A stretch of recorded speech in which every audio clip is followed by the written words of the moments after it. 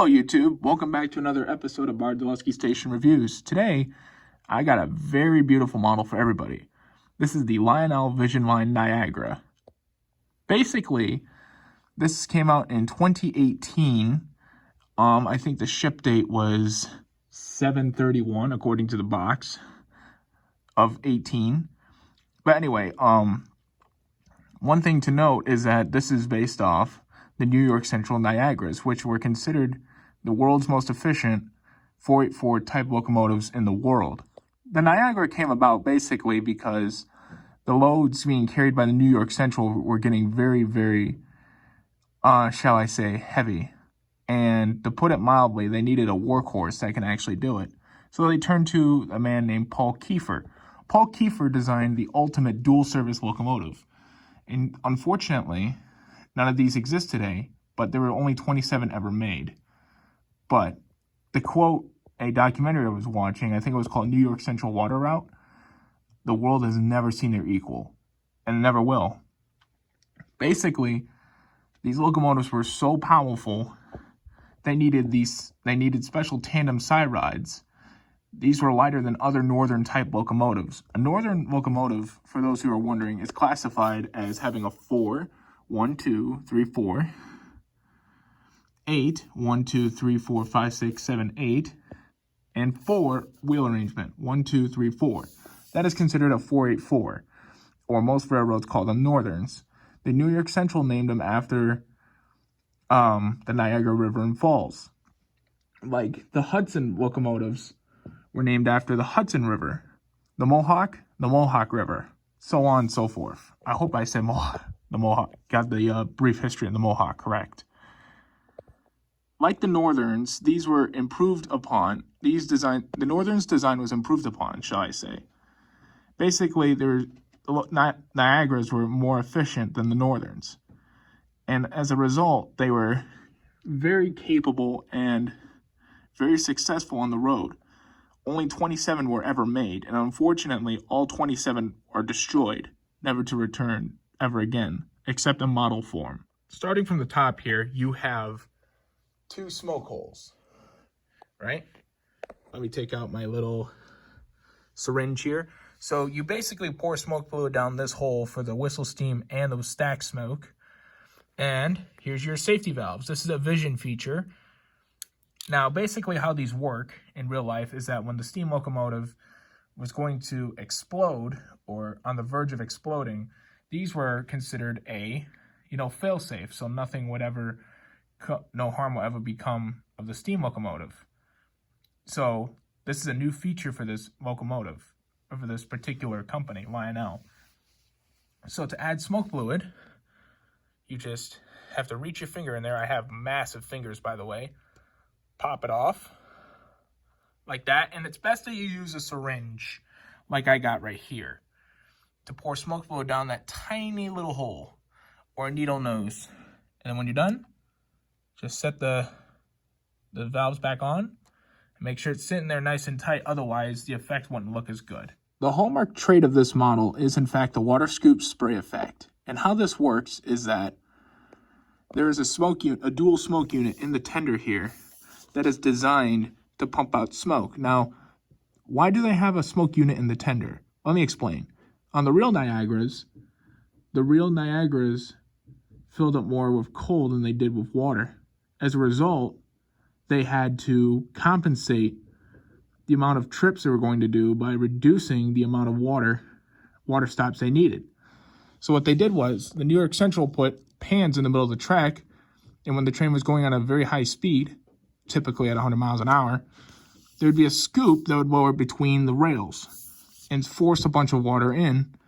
And these 3 holes here, these 3 little pop-off, or these little safety relief valves will open, shooting water out the side. Quite a spectacle to see, to put it mildly. So Lionel has attempted to recreate that effect, minus the whole spraying real water onto the train tracks, which would short out everything else, So instead, it's a smoke unit, and I'll show you how to get that to there in a second. So the smoke unit is in the tender, like I described earlier. But the question is, how do you get to it? The answer is this tiny little chest right here. And to remove it, you have to slide your finger under here. Hopefully my whoop, I shouldn't give you the finger. Oops. Demonetized. Anyway, so you slide your finger under the little handle of the chest. I don't know if it's picking it up on the camera.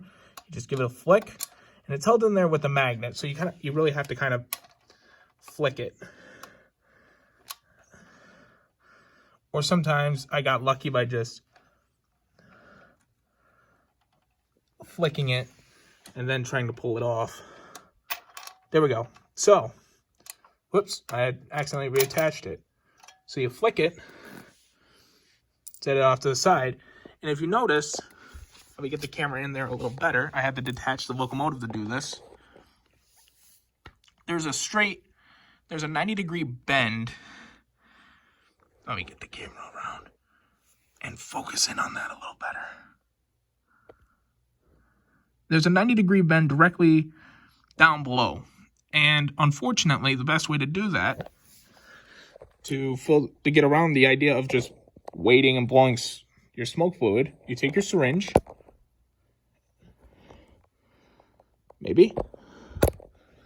take your syringe, place it down the hole at an angle, like that, and then gently pour your smoke fluid down there. Solves the problem of having to blow holes down the vent to pop the bubbles. Another feature of this model is stereo sounds. For those who don't know, what that basically means is that there's a speaker up front as there is in the back. And it generates a really cool sound, so you get more localized sounds. Pretty darn cool, right? Lastly, we get to the forced coupler effect. There's a sensor in this coupler that tells the locomotive how much of the labored sounds that it needs to apply in order for it to sound more realistic. This does it automatically versus manually in other quote-unquote standard legacy engines. Next thing we're going to do is take it out with these Williams passenger cars. So here we go. I'm going to be using footage I've taken prior to shooting the initial review. So pardon me if you've seen the same footage twice, but I don't have a lot of time. So I hope this video is not too cobbled together. So please enjoy.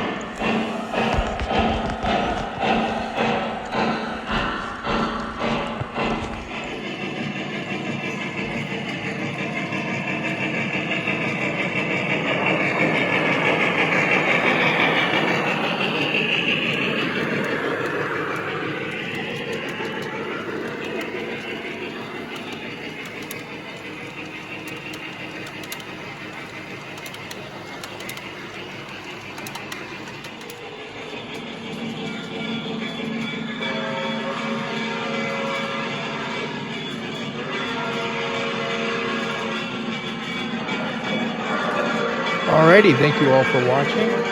Please like, favorite, share, subscribe for more, and I'll talk to you all later. See you around, everybody.